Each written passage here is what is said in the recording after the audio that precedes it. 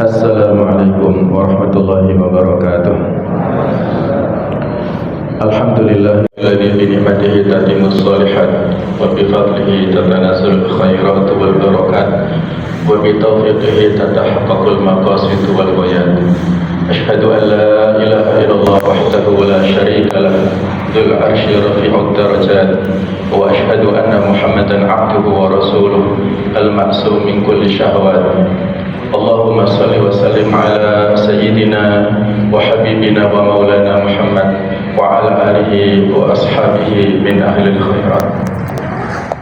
Wa qala ta'ala fi kitabil karim, a'udzu billahi minasy syaithanir rajim. Bismillahirrahmanirrahim. Ya ayyuhalladzina amanu taqullaha haqqa tuqatih wa la tamutunna illa wa antum muslimun. وقال يا أيها الناس اتقوا ربكم الذي خلقكم من نفس واحدة وخلق منها زوجها وبث منهما رجالا كثيرا ونساء واتقوا الله الذي تساءلون به والأرحام إن الله كان عليكم رقيبا وقال يا أيها الذين آمنوا اتقوا الله وقولوا قولا سديدا يصلح لكم أعمالكم ويغفر لكم ذنوبكم ومن يطع الله ورسوله فقد فاز فوزا عظيما. أما بعد فإن الأمور كلها بيد الله يقضي منها ما يشاء ويحكم ما يريد لا مقدم لما أخر ولا مؤخر لما قدم wala yastami'u ithnani illa bi qadarihi wa qadarihi. Hadirin rahimakumullah, para sepuh, ini sepuh, wabil khusus Pak Prayit sekeluarga, Kiai Haji Hadi Mukhlisan sekeluarga, juga mempelai berdua yang berbahagia, dan juga hadir guru kita Kiai Haji Dr. Muhsin Abdul Karim. Ahlan wa sahlan.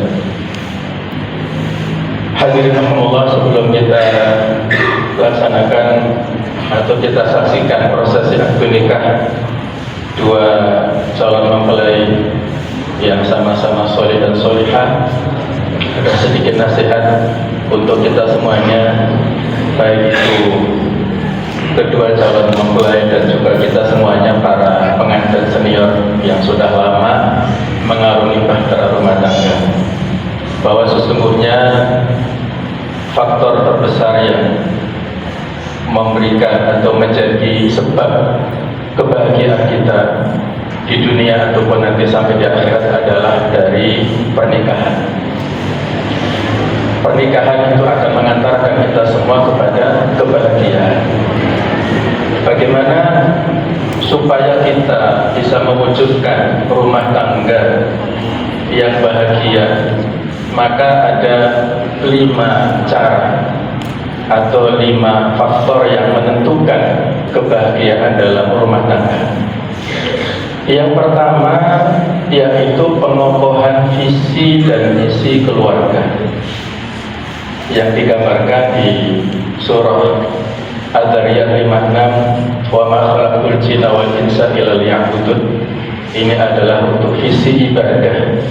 Rumah tangga itu adalah ibadah yang terpanjang, sehingga harus dipenuhi, dilandasi dengan keikhlasan dan mengikuti bagaimana petunjuk yang telah dicontohkan oleh Rasulullah SAW. Kemudian berikutnya adalah untuk mendapatkan sakinah. Surat Ar-Rum ayat 21 yang sering kita dengarkan setiap prosesi acara akad nikah. Wa min ayatihi an khalaqalakum min anfusikum azwajan litaskunu ilaiha wa ja'ala bainakum mawaddatan wa rahmah inna fi dzalika laayatin liqaumin yatafakkarun. Menurut Ibnu Jarir At-Tabari bahwa ada 3 faktor utama dalam pernikahan, yaitu sakinah, mawaddah, dan rahmah.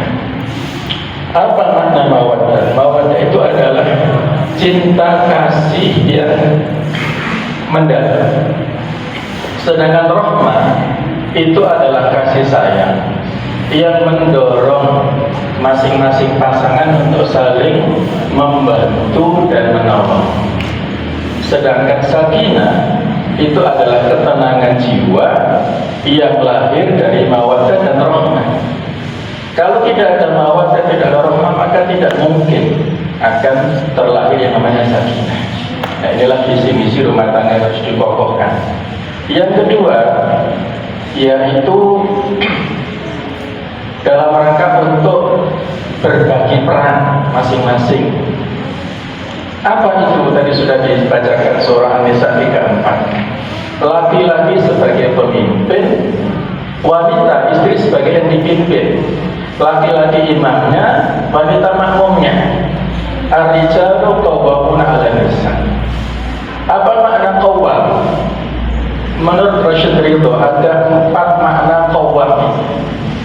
Yang pertama ar-ri'ayah, pemeliharaan.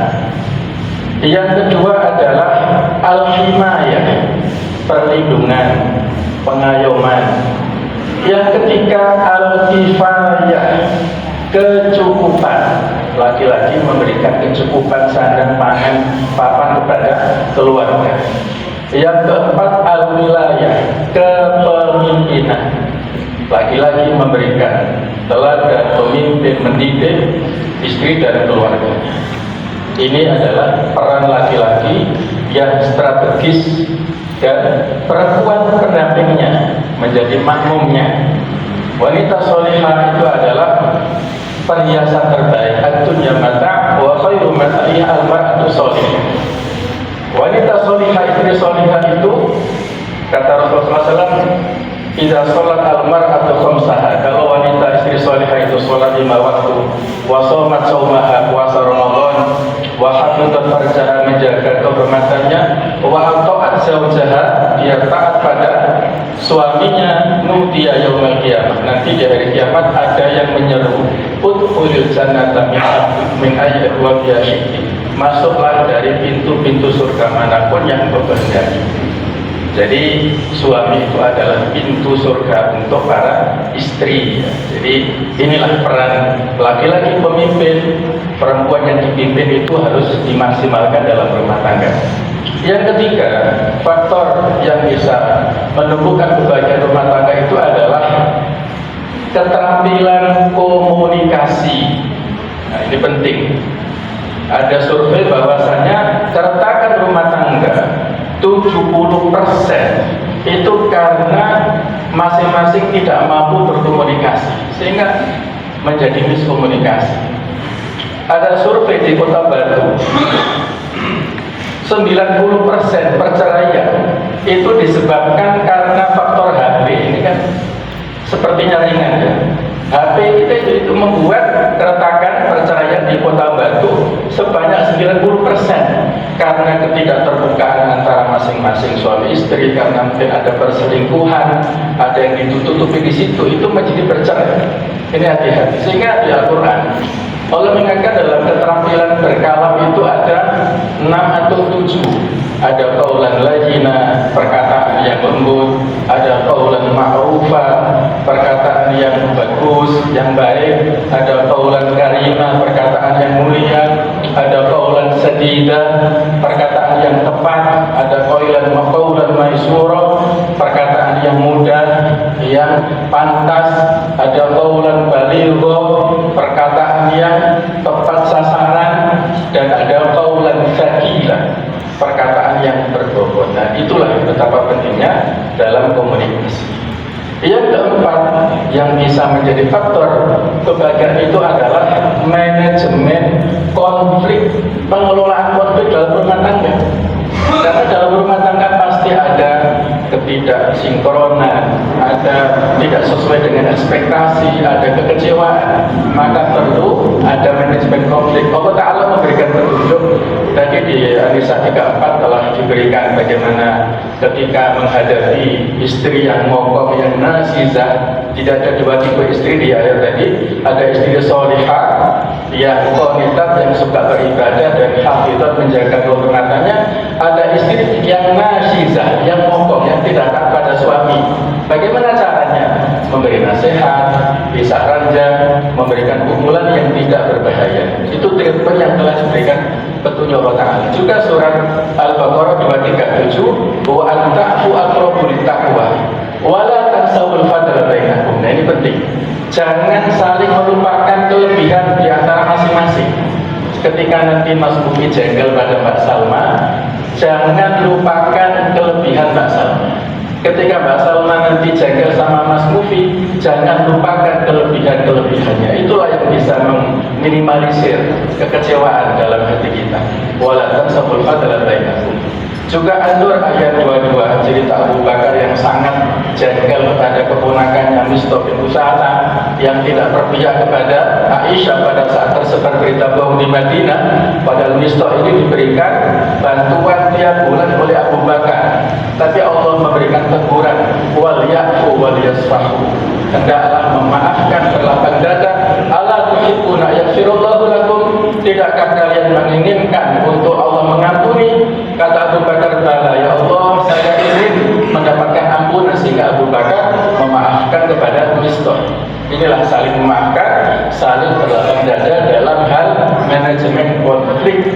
Nah, yang kelima ini belum waktunya ya, ada mendidik generasi. Jadi PR kita semuanya yang sudah diberikan keturunan ya, balaghara untuk tarbiyatul aulad, untuk mendidik anak-anak kita. Inilah 4 atau 5 poin yang mudah-mudahan bisa dipahami dan bisa kita terapkan kita semuanya, baik mempelai berdua yang akan melaksanakan akad nikah atau para pengantin senior. Karena justru para pengantin senior ini sudah artinya banyak arah melintas dan godaannya berat.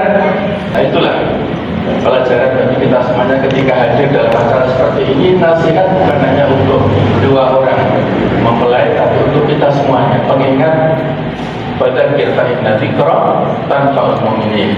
Barakallahu fikum. Wassalamualaikum warahmatullahi wabarakatuh.